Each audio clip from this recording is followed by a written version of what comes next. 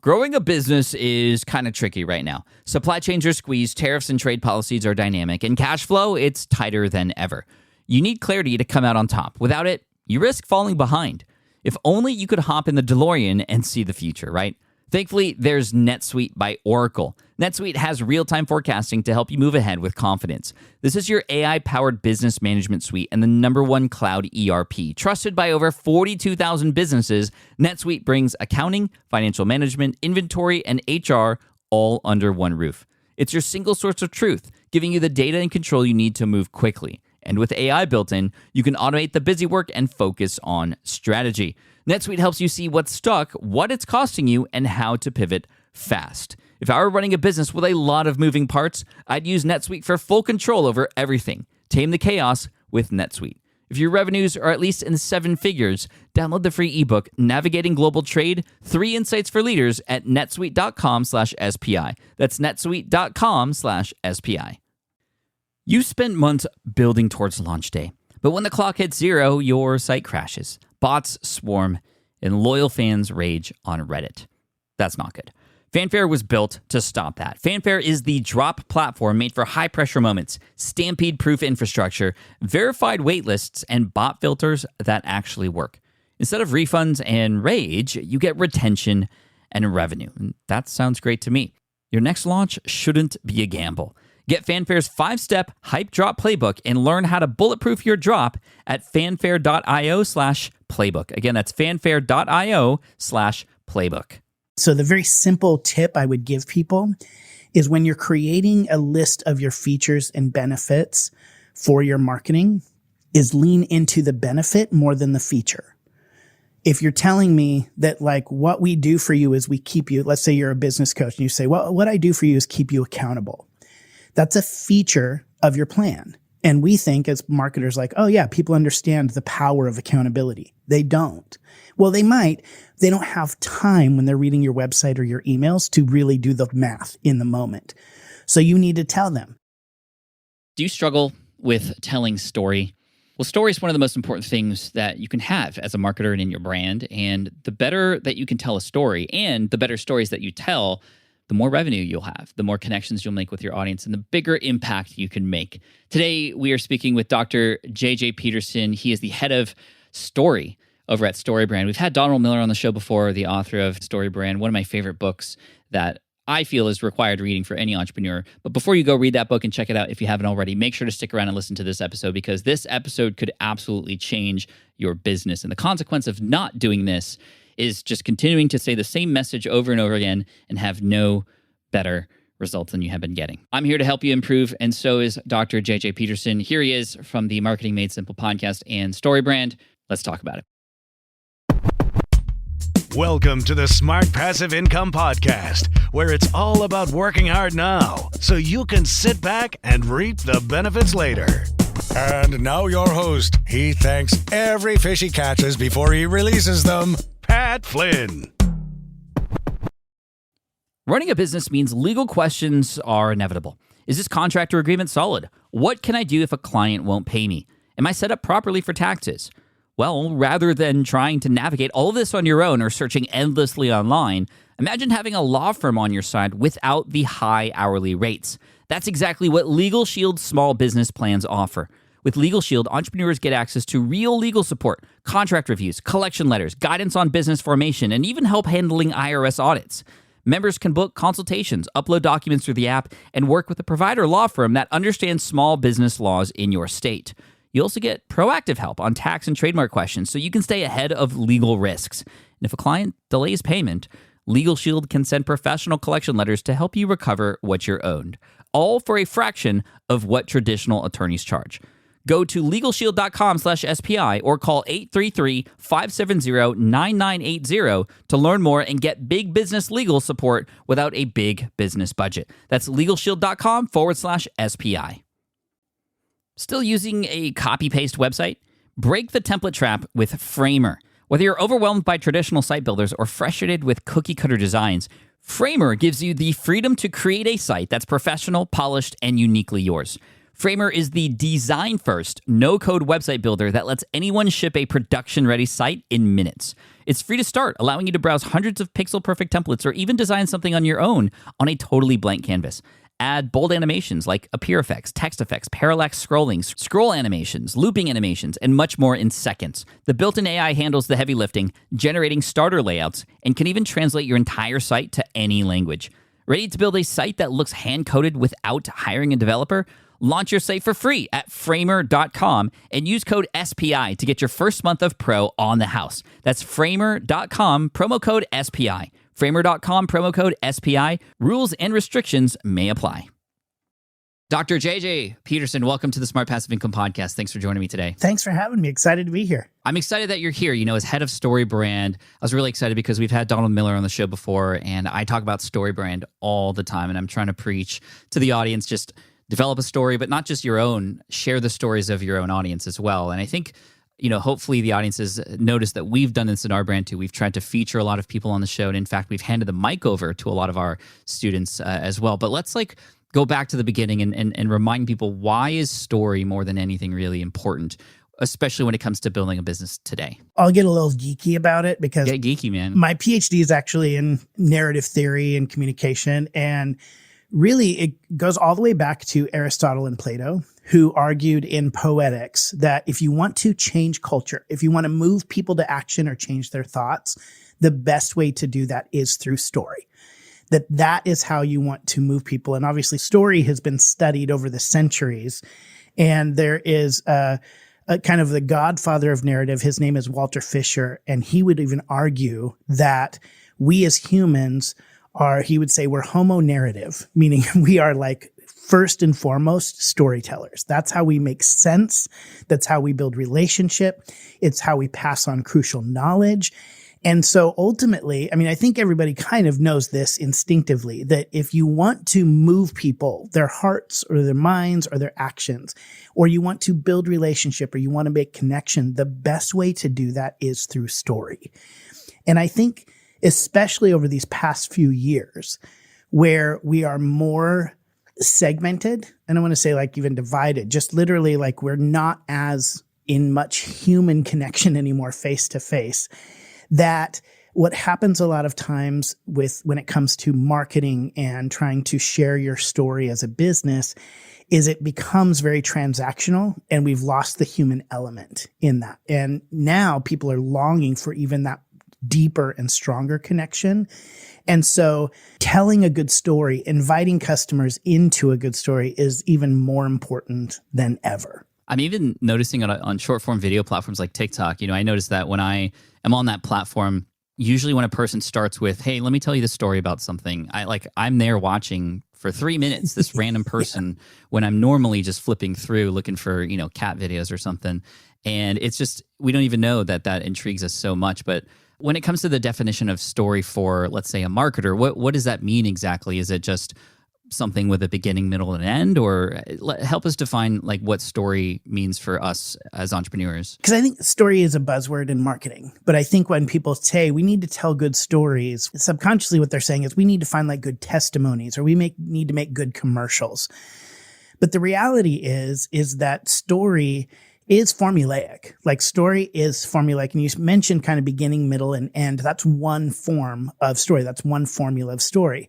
But really, there are 7 main elements of every good story. And to be a good storyteller, you need to understand those 7 elements and how to use those in story. And once I say them here kind of quickly, you'll notice them in every movie you've ever seen, every book you've ever seen. And because every story that is a good story is built on this framework. So the 7 elements is you need to have a character, a main character. Typically it's one person. Sometimes it's a group protagonist, but there is one character. And within in a movie, I believe 9 minutes of the movie, you need to know what that character wants. So you need to understand very clearly that character wants one thing. And it has to be clear. It can't be wishy-washy, and it can't be, if Jason Bourne wants to understand who he is, that's kind of what he wants in the movie. You can't also have him opening a cupcake shop and training for a marathon. Like, you can't have that. It has to be about one thing. Then within about 12 to 15 minutes of the movie, the main character has to encounter a problem. And that problem has to be clear. That's what makes the story interesting. That's what hooks the audience. If there is no problem in the story, it's not a good story. If I was to sit here and tell you just a bunch of facts about my day and say, man, I got up this morning and I had coffee and sat on the couch and I've read the news, right? You kind of that can only last for so long because you're kind of going, well, what's the point? Why are you telling me this? Well, what you don't realize is you're waiting for me to tell you the problem I experienced. That's what's going to make that story interesting. So if I said I got up this morning and I was sitting on a couch and all of a sudden I hear sirens outside of my house and a car comes crashing through my kitchen window, right? That's now you're like, well, what happened? But if I stop there and I go, so yeah, how was your day? You're like, no, tell me more of the story. That's what makes the story interesting is that problem that happened and you want to find out how it's solved. So that's really the hook in a story. A character wants something, but then a problem gets in the way of that. Then the third element is that the main hero, we know as an audience that the hero cannot overcome this problem on their own. So they meet a guide, somebody who comes along and helps them win the day. And that is usually like Gandalf to Frodo. Frodo is the hero. Gandalf's the guide. Obi-Wan Kenobi and Yoda are the guides. Luke Skywalker is the hero, so on and so on. You see this in every movie, a coach, a mentor. So the guide comes in, and then the guide gives the customer a plan. That's the fourth element of the story. You'll hear this in almost every movie you watch is what's the plan or here's the plan. It's because we as the audience need to see a way forward for the hero to win. And if we don't see that, then we're not interested. We're not hooked in the story. Then the hero has to have a moment where they are in or out. There's this moment like a bomb is going to go off, or there's a deadline where somebody is kidnapped and they're going to disappear after 24 hours. There's a deadline that the hero has to either run away or be all in. And that's called the call to action moment. And then there are stakes in the story, which we know as the audience that the story can either have a happy ending, which is successful ending, or a tragic ending, which is failure. And those are the 7 elements. A character wants something. She encounters a problem, meets a guide who gives them a plan that calls them to action that results in success and failure. And this is, like I said, this formula has kind of been studied over centuries and ultimately is refined in the box office, right? With movies that are created every week. So now how does that actually apply to entrepreneurs? Most companies are not telling the right stories with their marketing, and they're losing a lot of business because of it. The first thing you need to understand is that your customer is the hero of your story, not your brand. Your customer is the hero. And what your job is as a marketer is to invite them into a story that their problems get to be solved. So you need to identify what is it that your customer wants and name that very clearly in your marketing. You need to then identify what are the problems that your customers are experiencing and talk about that over and over and over again. The only reason anybody is ever going to buy a product from you is because you solve a problem. If they can solve the problem on their own, they don't need you. So you have to talk about the problem that they're experiencing. And if you do that, if you talk about that in your marketing, what you're doing is you're inviting customers into a story that they get to be the hero of. Then you position yourself as the guide. So you come in with empathy and authority. So you're talking about how you understand your customers' problems and you've helped other people solve them. So you have testimonies, statistics, things like that. Then you need to give your customers a plan to do business with you. So what does it look like to do business with you? You have to have strong calls to action. And then you ultimately have to cast a vision for what their life will be like if they do or don't buy your product. What does success look like and what does failure look like? And when you create talking points for each of those 7 elements, what you do is then you make sure that you're telling the right story to your customer and it's clear and focuses on making them the hero. And that's incredibly important because all of us wake up as the hero of our own story. We're the main character of our own movie every single day. And if I wake up as the hero of my story and I'm trying to solve my problems and you as a brand position yourself as the hero in the story, then what happens is we're in competing stories. right? You have to get more money out of me. So you become the hero of the story. So you get more money and I get ripped off.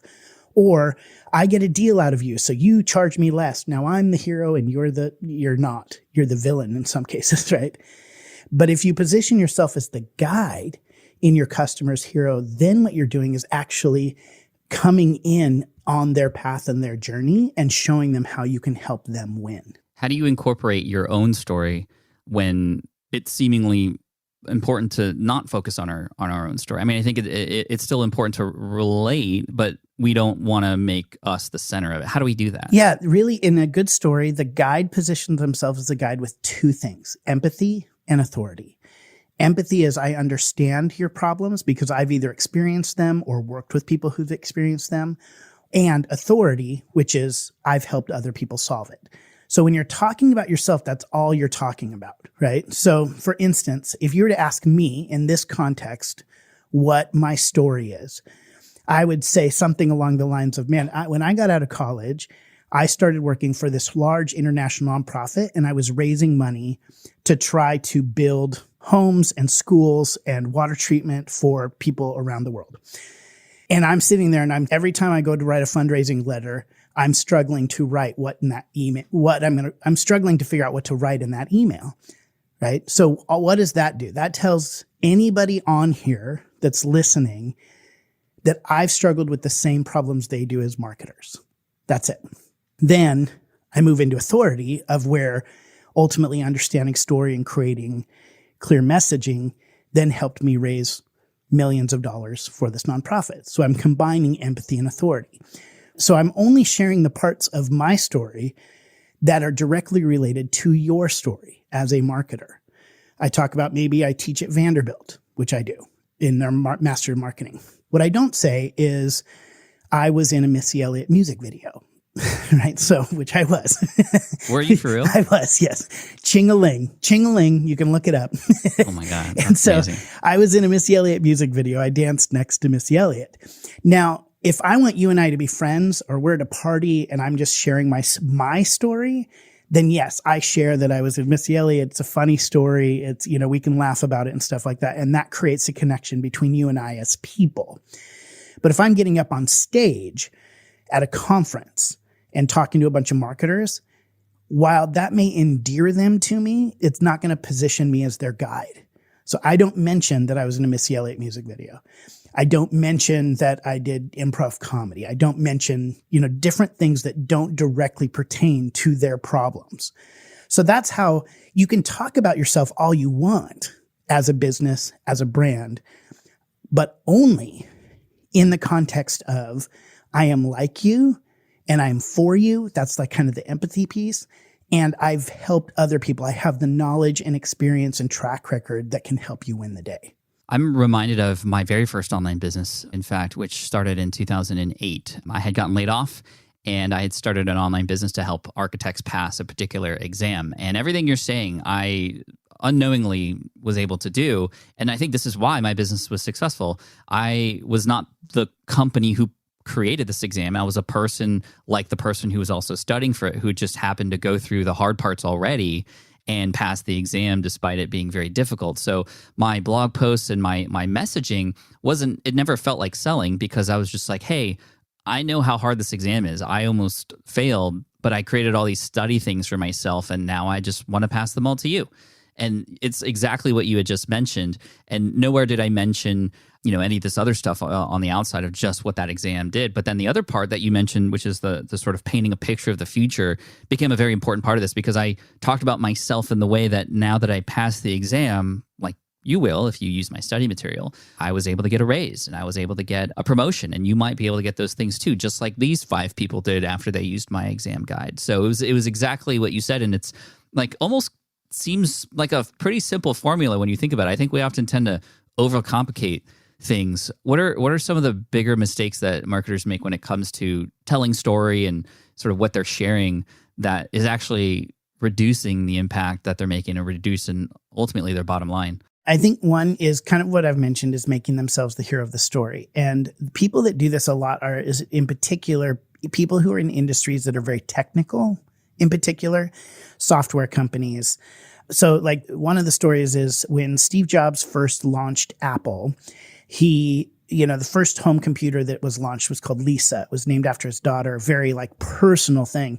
And they took out this full page ad, I think in the New York Times, that talked about all the specs and memory and all the features of the product, and the product bombed because nobody knew why they needed it. So they were trying to show how cool the computer was by how amazing all of the stuff was that was in it and what it could do.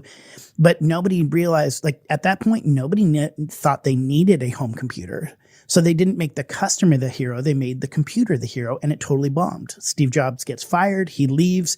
He ends up going to Pixar. Pixar, he learns about story. He comes back to Apple, and then after that is when Apple switches, and all of a sudden you no longer like the specs of the computer and the memory and all this different stuff, how fast it is. You see commercials where it's like they're showing Gandhi and Martin Luther King and all these people who are seen as kind of overlooked genius and outcasts. They don't even show the computer or tools in the commercial at all. It's literally talking about how as a person who is creative, who wants to change the world, we're here for you. So it positions the customer as the hero, not the product itself. So that's where a lot of times when people so the very simple tip I would give people is when you're creating a list of your features and benefits for your marketing is lean into the benefit more than the feature. If you're telling me that like what we do for you is we keep you, let's say you're a business coach and you say, well, what I do for you is keep you accountable. That's a feature of your plan. And we think as marketers like, oh yeah, people understand the power of accountability. They don't. Well, they might. They don't have time when they're reading your website or your emails to really do the math in the moment. So you need to tell them, what does accountability do for them? What's the benefit of accountability? So anytime I'm looking at a website or an email that any company gives me and they show me a feature, I always say, well, what does that mean for your customer? And if you can just do a little tweak like that in your marketing to focus on the benefits than the features, you're going to position your customer as the hero. That's great. Yeah, I often recommend doing the so that sort of test, which yes, which is my favorite thing to do. You want to explain what that is real quick and maybe have some examples? What I will do is, I'll either ask the question, so that what, so you're going to keep them accountable, so that what, or I even just say, which means what. So I actually like when I'm working with clients, I just say those two sentences and I just say, finish that sentence. And they always know how to. It's not that they don't know how to do that, but they're not thinking about that or making it obvious in their marketing. So they need to, that's where you move from making your product or service the hero to making your customer the hero. So let's take the word accountability as a feature.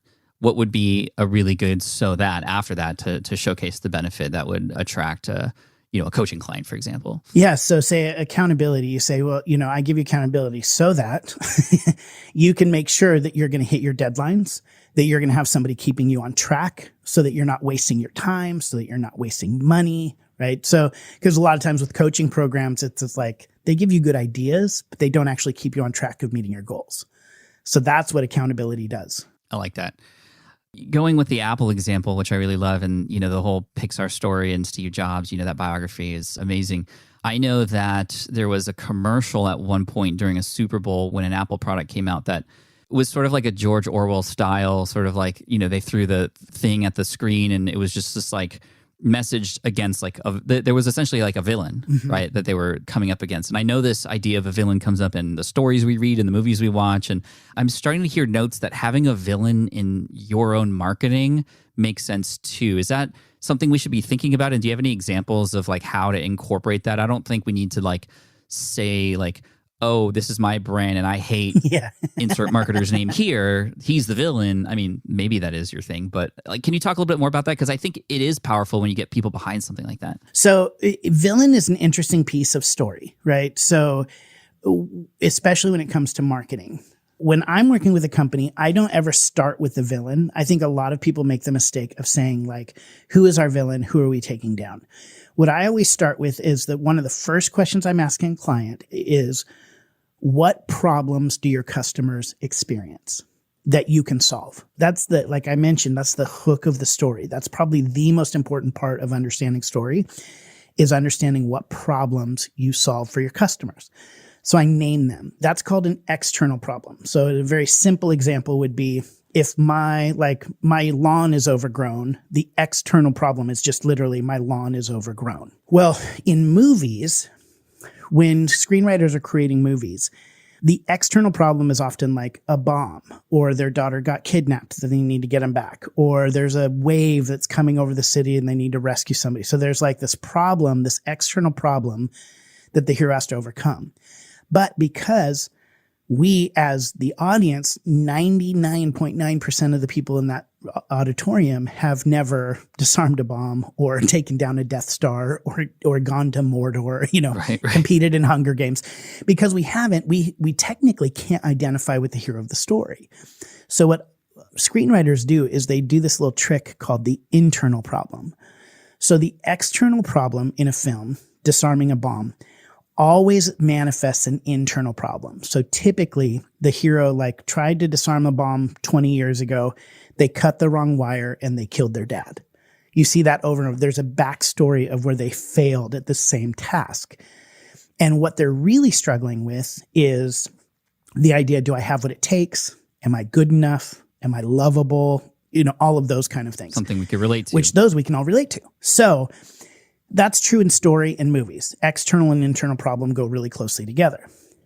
In your marketing, the principle is that external problems manifest internal problems, and people make buying decisions to solve internal problems. So if the external problem is my lawn is overgrown, if that doesn't embarrass me, if it doesn't overwhelm me, I'm not paying anybody to solve that problem.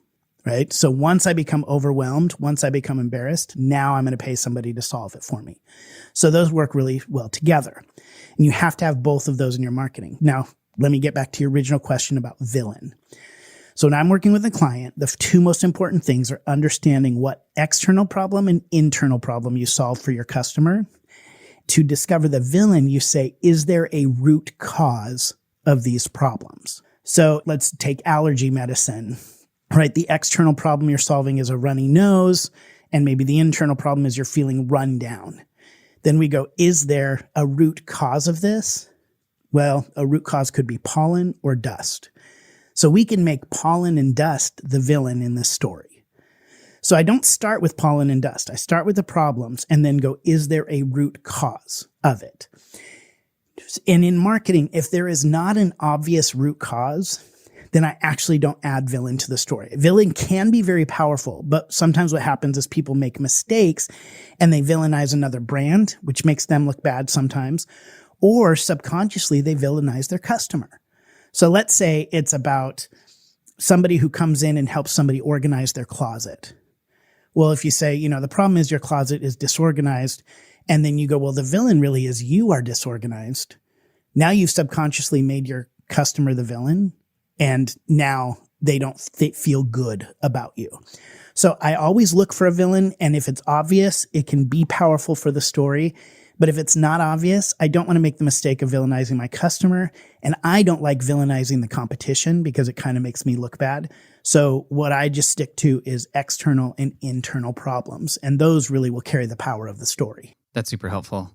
I think that if there is a villain, you definitely, like an obvious one that people can relate to, you definitely want to bring it to light. And, we see this in, commercials a lot. You see the Mucinex, green mucus guy, yes. And, he just appears every time. And then you step on him or smash him, or the raid bugs and such, right? Yep. And they come out as characters. So on the lawn example, I'm curious because there's, as marketers, we often can think about it in two ways. It's like, if we're helping people with lawn care, do we focus on having the best looking lawn on the block and the internal feelings that come from being proud of that and other people looking up to you and wanting to have a house like yours? Or do we go into, you're going to be embarrassed if you don't take care of this. You are going to have people come into your house. It's going to devalue your home, perhaps, and, whatever. I kind of struggle sometimes with, I'm not trying to paint the person who doesn't mow their lawns as a villain, but I feel like I have to let them know what the consequence would be. But also, I could go the other way. How do you balance or figure out that? Yeah, I think you don't want to go too strong, too heavy. One of the ways that I do it just in copy is asking questions. Are you overwhelmed? I like that. Are you worried about? When you ask it as a question and you ask, say, like 5 questions on a website, maybe you have bullet points and you ask 5 questions that are all a little bit different. Are you overwhelmed? Are you embarrassed by this? Da, da, da. You're not saying you are embarrassed. You're letting people opt in. And it's a much softer way of approaching it. So you still want to name it and allow them to name it in themselves, but you don't have to just go, stop being embarrassed, stop being overwhelmed. If you want to make it a little softer, just ask questions instead. Yeah. Wow. Okay. That's an epic tip. Thank you for that, Dr. JJ. I know a lot of people who are listening to this are kind of just starting out, and they themselves might not feel like they have a really transformational story, or even the problem that they're solving is that big or interesting enough, and they haven't really helped or served anybody yet. So there is no story to tell yet. They almost feel like they're making this up, and in many cases sometimes feel like they're fake. There's a little bit of a imposter syndrome there as a result of because they were just starting out. How would you recommend a person craft a story? Obviously, we don't want to make up a story, but how do you get a great story to then share and tell? The first thing that I would say is kind of what has helped me is having a little bit of a mind shift on it, is what we're not doing when we're talking about telling a company story or having your brand be story branded. We're not just reflecting the story of our customer back to them. We're inviting them into a story. So we get to lead where the story is going, right? So when we say the problem most businesses have, when you just start with a sentence like that, let's say you're a consultant and you say the problem most business leaders have is, and then you name a problem. There's 500 problems, right? But if you name one, then when your customer, your ideal customer sees that, they go, yes, that's me. And then they get into the story. Now, if I was to say the number one, say the biggest problem that companies have is finding new talent. Well, if I, as a business, don't have that problem, you're not going to be my guide. So when you narrow in the problem, what you do is you kind of say, nope, these are my customers and these are not my customers. But that's okay. Because even getting niche, what you're doing is anybody who does have that problem of hiring talent, you become their guide, right? So when you name it, what you're doing is you're inviting customers in. So even if you haven't had a ton of success or a ton of things, if you're going into business, the only reason you're going into business is to solve a problem. Maybe it's just to solve a problem differently than people who are already currently in the market. So name that, right? When you name that problem, that's really where like I said, the story gets interesting. And that's how you can kind of create a niche in the market. So I'll ask you and see if you can kind of identify this. All right. So I'm a customer and I want a razor. What problem does Dollar Shave Club solve for me? It solves the problem of getting razors that are very expensive, so I'm saving money. Exactly. Solves the problem of like having to go to the store to get them. They get delivered right to me, so I'm able to save time and even more money that way. Yeah, and you may not have even known that going to the store regularly was a problem, right? Like, I'm not sure I would have named buying a razor just takes too much time. But they're inviting us into that story of you need a razor. So what does the customer want? They want a razor. The problem is razors are very expensive and it takes a lot of time to go back and forth. So now let's shift it to a different brand, Schick. Okay, Schick razors. So you as a customer, same thing that Dollar Shave Club's customer wants, you need a razor. But Schick says the problem is what? Not all the razors are the best. Yeah. They don't get close to the skin enough. Exactly. And that's why on the commercials, you literally see graphic design computer artists create super razors pulling individual hairs out of my skin, right? Exactly. Right. So here's a very, I would say, crowded market with a very common household item. And those two brands have approached their stories very differently. One solves the problem of expensive razors that take a lot of time, and one solves the problem of quality of shave, right? And that's how, so when and I say you as a listener on here, are looking at, you're starting out and you're saying, how do I begin crafting my story? Well, even if the market is crowded and you have a ton of other people who do what you do in the market, how do you solve the problem differently? or just period, how do you solve the problem, but how do you solve it differently? That gives you a niche. And that's the beginning of a powerful story.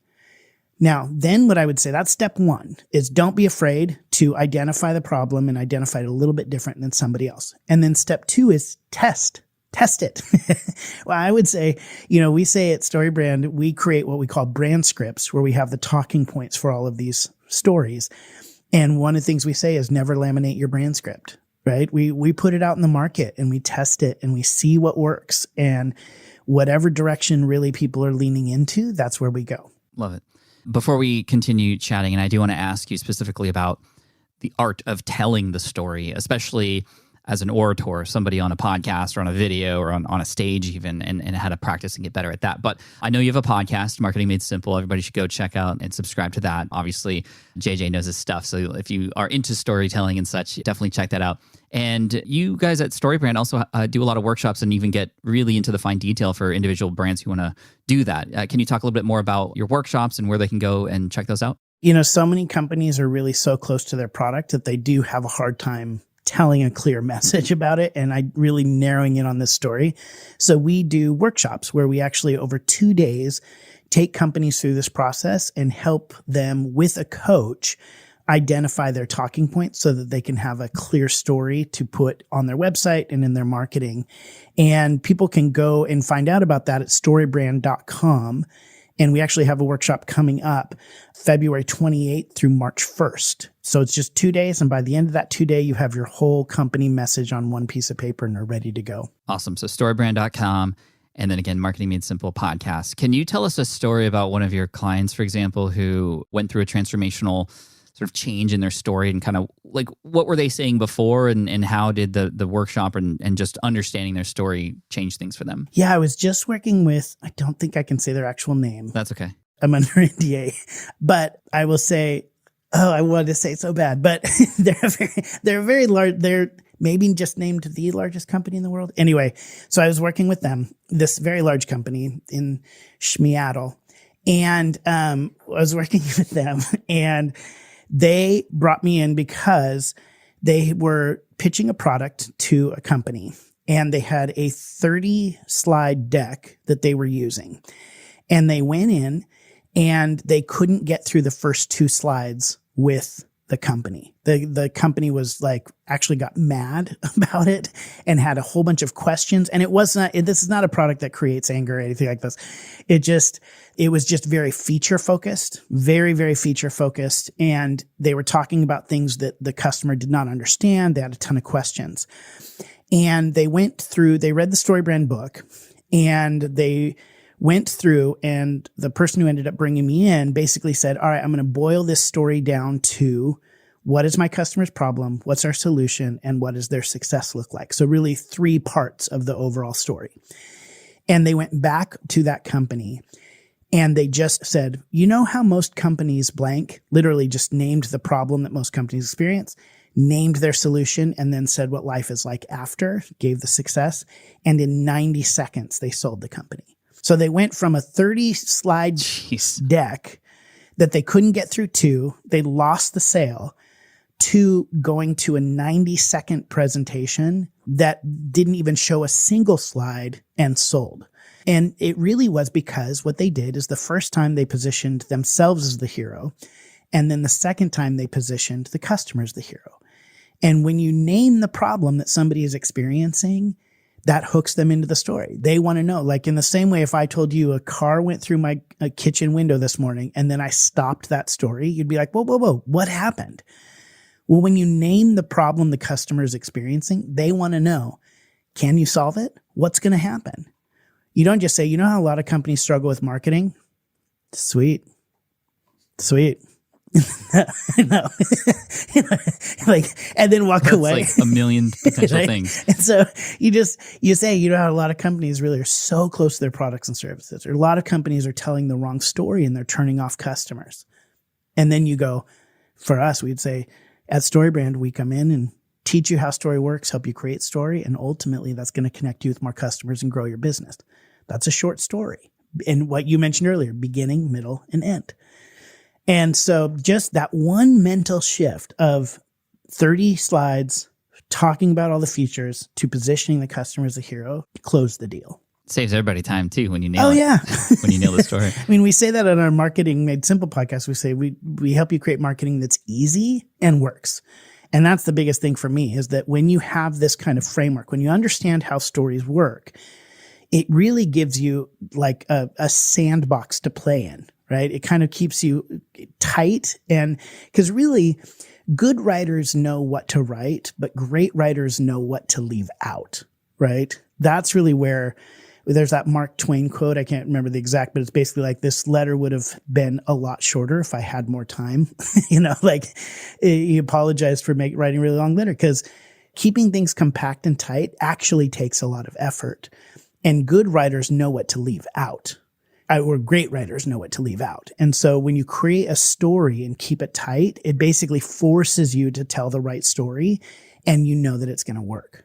Same thing goes with video and podcasts. Yes. I mean, especially video on YouTube and the algorithm and just the attention span of people these days. Oh, for sure. Speaking of YouTube and podcasts and such, I do want to ask you, because, it's one thing to share with a company, one of your clients, for example, like, here's your story. But now you got to ask that company to go tell that story and to, be an orator for it. How does one get better at the art of storytelling? Do you have any tips or suggestions and resources perhaps that we could use to just become a better storyteller? The first thing is always position your audience as the hero. I mean, that actually comes from Nancy Duarte, who's like one of the greatest speech coaches out there. She wrote Resonate and Slideology. She's amazing. She's unbelievable. So if you need a coach, honestly, hire Nancy Duarte, because she's amazing. So that's one resource. But really what you want to do is, when you walk up on that stage, I think what happens is a lot of people feel very insecure. So they go up on stage and they start with some joke. They try to ingratiate the audience to them, build rapport. And usually that rapport gets them to like the speaker versus actually be engaged with the speaker. So one of the best tips I can give anybody when you're starting a podcast, when you are creating a YouTube video or getting on stage at a conference, is walk on stage and name the problem that you're there to solve. Name the problem your audience is experiencing. Don't get up there and go, hey, so good to be here, man. This weather's crazy, right? Because now all of a sudden you're taking people's brains down a path about weather. Well, now they're thinking about weather and what coat do I need to wear when I walk outside, and what's it going to be like at home? Maybe I should get out my phone and look at the weather, right? No, get people focused on the story you're telling. So I get up on stage, and the first thing I say, I don't even say I'm Dr. JJ Peterson. I don't say any of my credentials. I let the person introducing me say those things or have it in my bio. But I walk on stage and I say, we're all here because we want to grow our business, right? Which is what the character wants. And I say, but the problem is most companies are wasting millions of dollars on marketing. And that immediately hooks. And then I go, and here's why. And then if I have a half-hour talk, for the first almost 10 minutes, all I'm doing is hooking the audience by talking about the problem they're experiencing.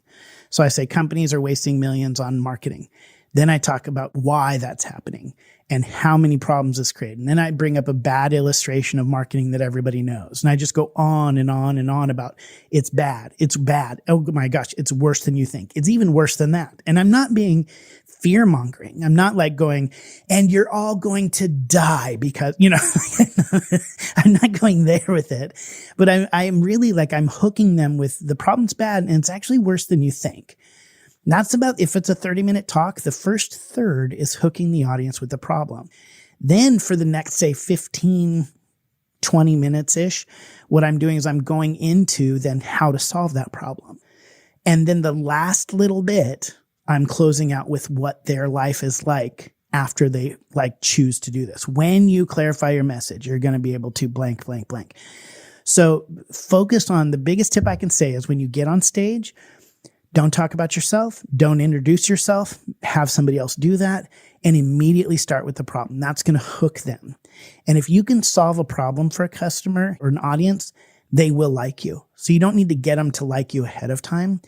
And the other thing I would say about that is insecure people talk about themselves all the time, right? So when you're at a party and somebody, you're like sitting there and I'm like, oh yeah, I went and visited England last year, and then somebody butts in and is like, oh my gosh, I lived in England for like 3 weeks. And, and they're like trying to one up you, and they're always telling stories about themselves. And we all look at that person and we don't want to be around that person. We know that person's insecure. Well, that's true in parties, but it's true when you get on stage. If you get up and start bragging about yourself and start talking about yourself, you're going to come across as insecure. And you don't want to do that. You want to come across as their guide. The guide is always the strongest character in the story. Gandalf is the strongest. Yoda is the strongest, right? The people who lead the hero, they're the strongest.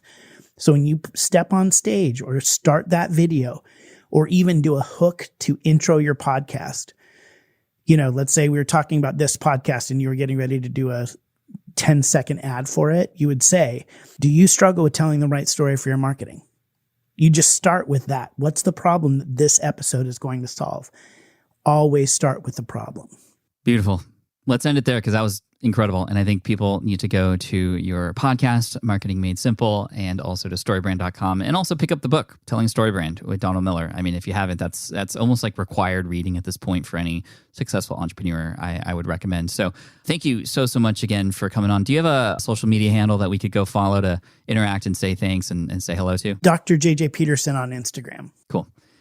Thank you so much for this. Say hi to the team for me. Always appreciate the work that you guys are doing to help the world. And it's just another great reminder that story is the most important thing, and we could always get better at it. So thank you so much. Thanks for having me. All right. I hope you enjoyed that interview with Dr. J.J. Peterson. Again, check out his podcast, Marketing Made Simple, as well as the book StoryBrand, and just storybrand.com for a workshop if you're interested in that. And did you catch when he said at the end there, he was like, hey, if you're going to be pushing this podcast out, this is how I would start it. You might want to go back and listen to exactly how I hooked you in this episode, because guess what? You've made it all the way through, and here we are. This is session 655 of the Smart Passive Income podcast, and if you want to get the links and the resources and things talked about here in this show on the blog, head on over to smartpassiveincome.com/session 655. Again, smartpassiveincome.com/session 655. Thank you again for listening all the way through. If you want to make sure you don't miss out on episodes just like this in the future to help you with growth and marketing and being an entrepreneur and the struggles of that, but also hopefully the solutions as well, hit that subscribe button if you haven't already. And again, thank you so much for taking the time. I appreciate you. And by the way, check out SPI Pro if you want to join our community, because entrepreneurship can be very lonely. I want you to come check out an amazing community, hundreds of entrepreneurs just like you to come in to share problems, to hold each other accountable so that you can actually get results in your business. Head up to spipro.com. Thank you so much. Take care, and I'll see you in the next one. Peace out. Thanks for listening to the Smart Passive Income podcast at smartpassiveincome.com. I'm your host, Pat Flynn. Our senior producer is David Grabowski. Our series producer is Paul Gregoris. And our executive producer is Matt Gartland. Sound editing by Duncan Brown. The Smart Passive Income podcast is a production of SPI Media. We'll catch you in the next session.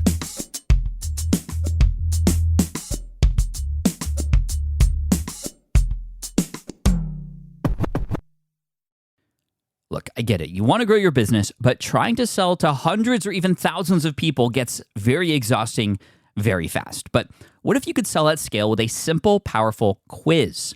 Score App helps you sell to more people without adding more to your plate. You build a quiz or assessment that your audience actually wants to take. Then they answer a few quick questions and get a personalized result right away. It shows them where they're at and what they need to do next and how you can help. And you build huge amounts of trust before you make even a single offer. No hard sell, no chasing leads, just value at scale. Get 50% off the first 3 months using the discount code SPI. All you have to do is just head to scoreapp.com/SPI. Again, that's scoreapp.com/SPI. Have you dreamt about being your own boss, but still haven't made the first steps to making that dream a reality? Well, I get that. Starting a business can feel super overwhelming with legal forms, paperwork, finances. It's a lot. And that's why I'm excited to tell you about Taylor Brands. Taylor is a complete business builder designed to make launching your business simple and stress-free. You can register your LLC in just minutes, keeping your personal assets and the business assets separate from day one. From there, you get access to everything you need to get off the ground. Legal documents, licenses and permits, invoicing and bookkeeping tools, and even a 100-day business coaching program, all designed to help you hit the ground running. You'll also get a free, personalized business plan, branding tools, and so much more. And of course, listeners of this show get an exclusive 35% discount to get started. All you have to do is head to tailorbrands.com/SPI. That's TAILORBRANDS.com/SPI. Stop dreaming, start building with Tailor Brands.